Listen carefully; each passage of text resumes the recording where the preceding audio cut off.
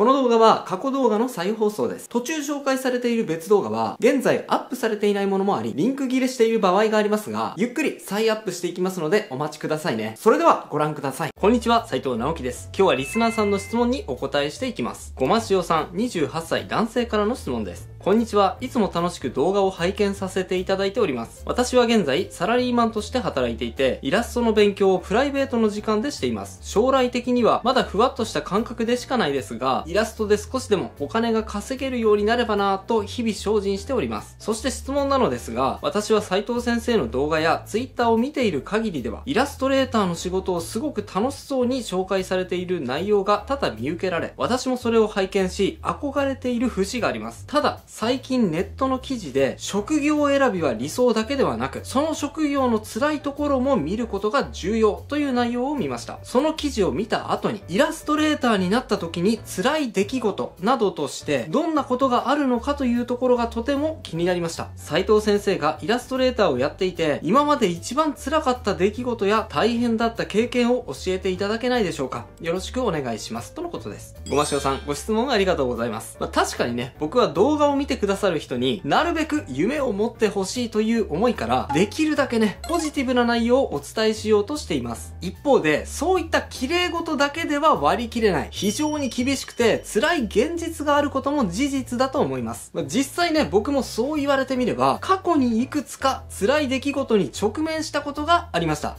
僕自身はね、そういった出来事、時間が経つとすぐに忘れてしまう性格なので、今回こういった質問をされるまでは忘れていたんですが、思い返してみると確かにね、辛い出来事、もしくは人によっては、もうこれってちょっと辛いかもな、と思った場面があったんですね。今回は少しいつもとは違いますが、過去の僕が経験したイラストレーターをしていて辛かった出来事をギュギュッと集めて7つ皆さんにお伝えしていければと思います。なので今回はもう一言で言うと、愚痴です。僕の愚痴を皆さんに聞いてもらうっていう回になると思うので、覚悟して聞いてくださいね。それでは早速行ってみましょう。忘れ去られるのが辛い。まずですね、僕がイラストレーターをしていて一番辛かった出来事。それは何よりもこれ。周りにどんどん忘れ去られていく恐怖です。特に20代の後半は、そんな感情にずっと苛まれていたような気がしますね。僕は19歳、大学1年生の時に初めてイラストレーターとしてお仕事をいただけて、比較的早い時期に活動を始められ、運に恵まれたスタートを切ることができました。その頃の絵描きの活動の場は、ホームページとか、あとはお絵描き掲示板が主流で、僕はそういう場所では比較的精力的に活動をしていましたから、その頃の絵描きの中では割と有名な方だと自分では思っていました。その頃ね、チラリズムっていうサイトを運営してまして、チラリズムの斉藤直樹って言えば、その当時の絵描き界隈では、ちょっとは知られた存在だったんですね。若くして仕事を得られたという事実も相まって、結構ね、鼻高々だったんですが、ただ、そういったいい思いをしたのもつかの間、ゲーム会社を退社した2007年、その頃から徐々にイラストレーターのメインストリームから外れていきます。2007年といえば、そうです。今では日本の絵師だったら登録していない人がいないぐらい有名な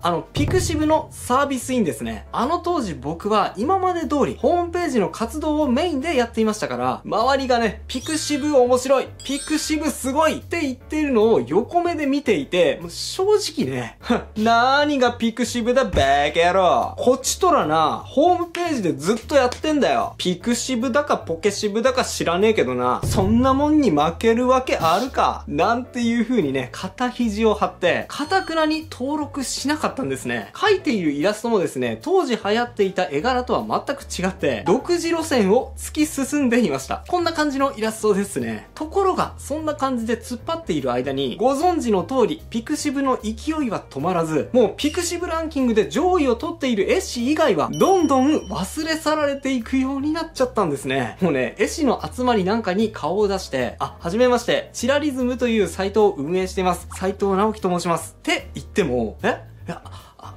ちょっとわかんないですね。すいません。って言われることが増えていきました。もう高かった花もぽっきり折られてしまったわけです。もしかしたらね、そのショックをバネに、ピクシブに登録して一から頑張れば、結果は違っていたかもしれません。ですが、その頃の僕はというと、もう意固地になっていてですね、俺はピクシブなしで、ホームページ一本でやっていくんだみたいなスタンスを相変わらず突き通してしまったので、もうずーっとそこから数年間鳴かず飛ばず、ひたすら長いトンネルの中に迷い込んでしまうわけです。もう19歳という若さでちょっとした成功を味わってしまった僕としては、そこからの数年間はものすごく落差を感じてしまって、世間に忘れ去られていく不甲斐なさ、恐怖に向かい合うことになった、結構辛い期間だったように思います。嫉妬が辛い。でね、そうなると、今度は、色々と感情をこじらせていきます。くっそー、なんで俺はこんなにうまくいかないのに、俺以外の絵師はうまいこと軌道に乗ってるんだ。悔しい。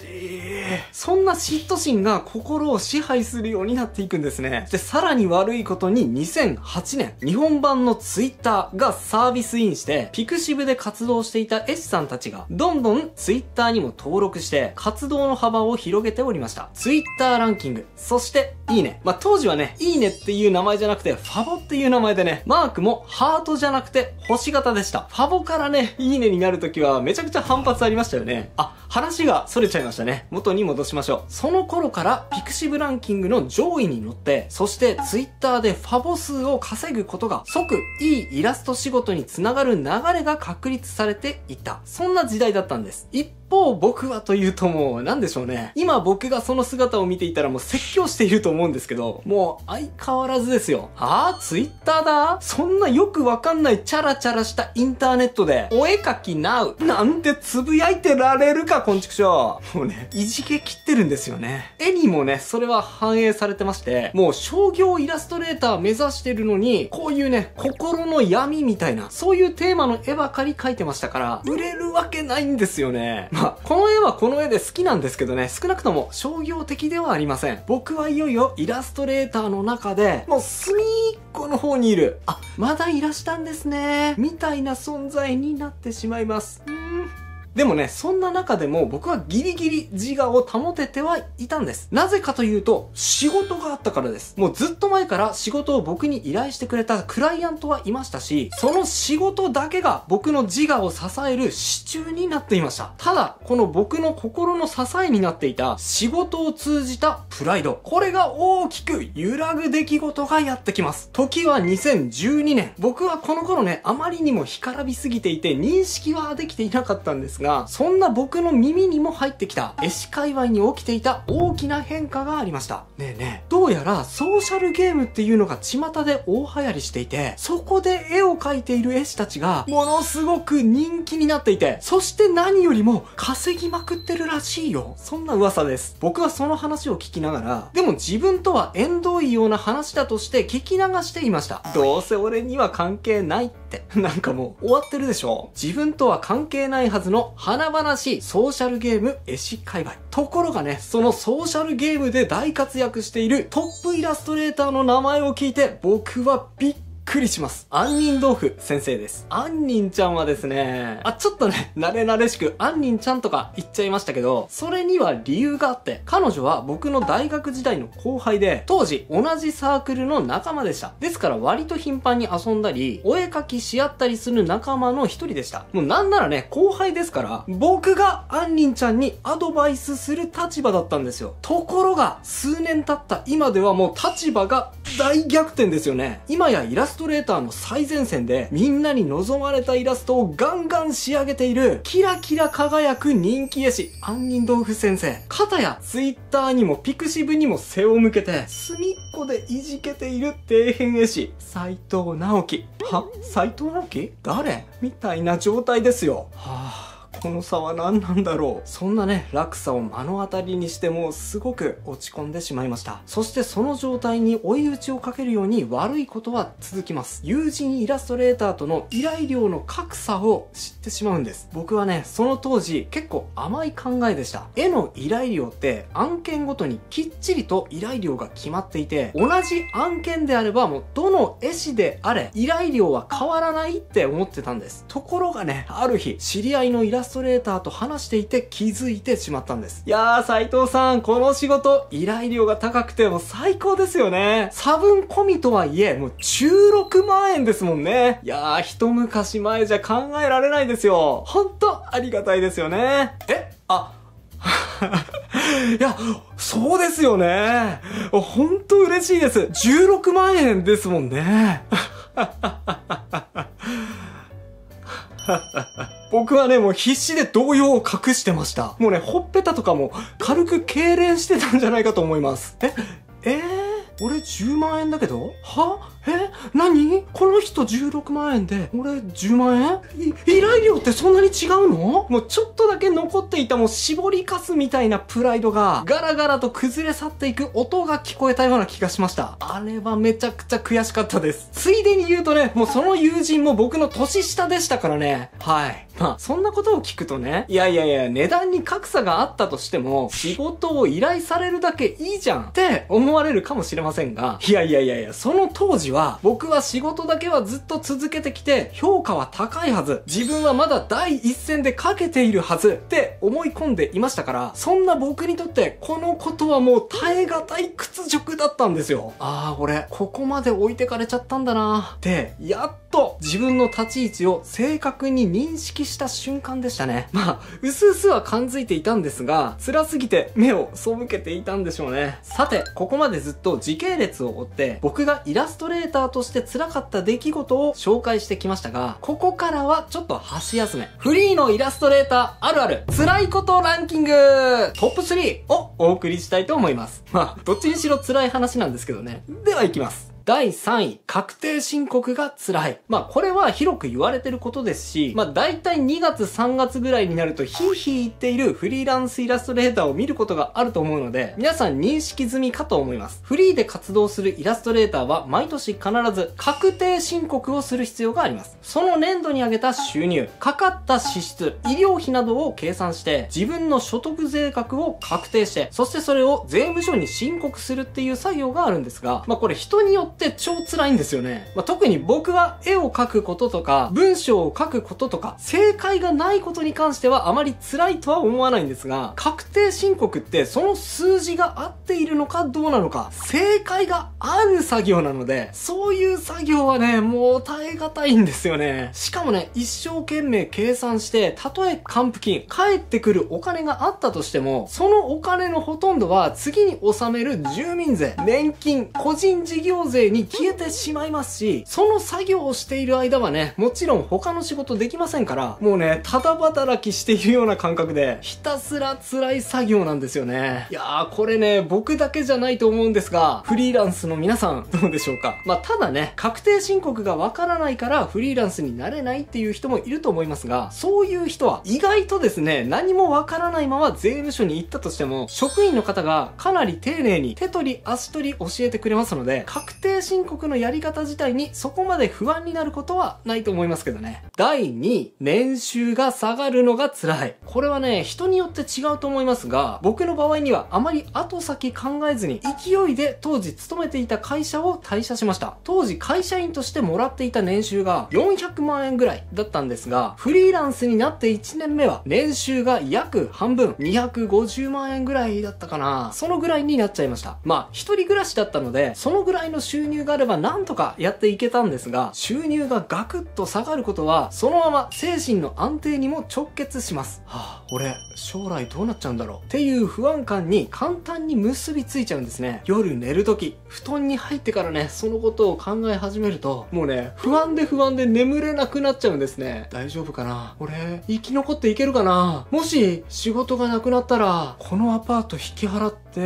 で、どこで生活したらいいんだろう？まあね、年収が下がることが辛いというよりかは、それが原因で発生する不安感が僕としては辛かったですね。第1位、休みがなくなるのが辛い。絵師は暇で気楽な職業だから、年中休んでられる。なんて思っている人も多いかもしれません。特にね、人気のない絵師だったら仕事がないわけですから、いつも休みみたいなもんなんだろう。遊んでばっかりいるんだろう、どうせ。と想像しちゃいがちだと思いますが、それ完全に間違ってます。いいですか？これは特にフリーランスになろうとしている絵師さんに言いますが、フリーランスになった瞬間、休みが消えます。いや、休もうと思えば休めるんですよ。いつでも。だってフリーランスですからね。でもね、気持ち的には休めないんですよ。いや、僕会社員も経験しているのでわかるんですが、会社員時代はですね、土日は気兼ねなく休めるんです。平日には仕事があって、そして給料が定額、毎月、月末に払われるっていう安心感がありますから。でもね、フリーランスになると、その安心感、パッ、消えるんです。だからですね、特に僕のように一時期年収がガクッ半分にまで減って不安な夜を過ごした絵師ならなおさら仕事がある時にはもうできるだけ仕事を詰め込んでしまいますし、たとえ仕事がない時にでも次に活かせそうな技術の研究だったり、あるいは次の仕事を得るためのポートフォリオ作品の制作だったり、やることがいくらでも湧いてくるんですね。休めなくなっちゃうんです。それとね、世間の大型連休ってあるじゃないですか。ゴールデンウィークとかお盆休みとかクリスマス、正月、この時ね、フリーランスは逆に忙しいです。なぜかっていうと、これね、別に悪いことじゃないんですけど、会社の発注担当者はその休みが入る前に発注を全て済ませて休みに入ろうとすることが多いので、連休明けまでに形にしなきゃいけないような仕事が結構まとまって入ってくるようなことがすごく多いんですね。そういうことも相まってスケジュール管理が苦手な人だと大変です。俺いつ休んだらいいの？いや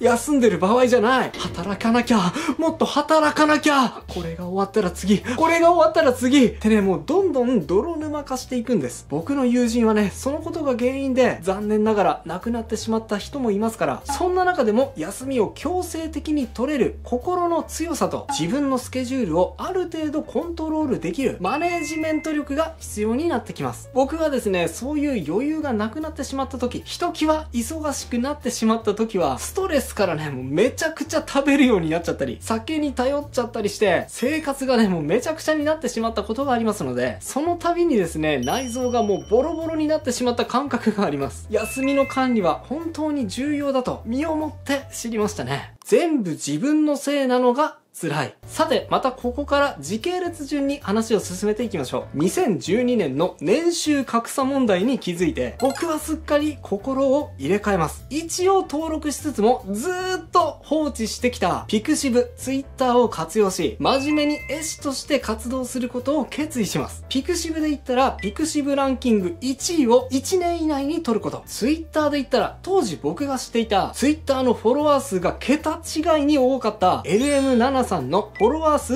5万人。そこをとにかく目指すぞと決めてですね、SNS 活動に本腰を入れるわけです。数年前ね、全てに背を向けていじけていた僕と違い、この時の僕は自分が抱えている問題に対して結構ね、真正面から向き合えていましたので、あの頃のような後ろ向きな辛さというのは、あまりありませんでした。フォロワー数の目標にさせていただいた LM7 さん。僕よりもね、10歳は年下なんですが、僕なんかよりも桁違いの人気を誇っていた人気絵師さんでした。ですが、僕の彼に対する気持ちは嫉妬ではなく、もう素直にね、尊敬の念だけでした。すげえなー、こんな風になりたいなー。もうね、嫉妬めいた後ろぐらい気持ちは、もうどっかに行っちゃってたんですね。ただ、そんな風になっても一つ結構辛かったことがあります。それが、全部自分のせいという感覚です。まあね、今までもずーっとそうだったことに違いはないんですが、この時やっとそのスタートラインに立てたっていうことなんでしょうね。特に真面目に本腰を入れて SNS 運用をしていく中では、一つ一つの絵、一つ一つのツイートすべてが僕にとっては勝負でしたから、もうね、一枚の絵を投稿するだけでもプレッシャーがエグかったわけですよ。これ投稿していいねがあんまりつかなかったらどうしよう。前回は調子良くて1000いいねついちゃったから、今回そんなにつかなかったら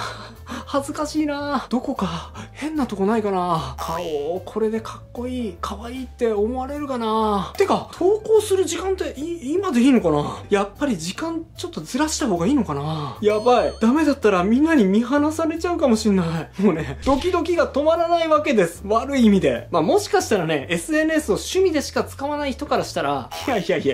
そんなの大げさでしょ、何言ってんのって思うかもしれませんが、大真面目です。もうね、どのぐらい大真面目かっていうと、わかりやすい例としては、もうね、毎晩、ツイッターが夢に出てくるんですよ。意味わかります？もうね、意図しなかった間違った時間に投稿してしまって、で、いいねがあんまりつかなくて、慌ててね、もう、違ったってツイートを消したら、追消しを見たわらわらっていうリプライが飛んでくる夢。そしてね、もう、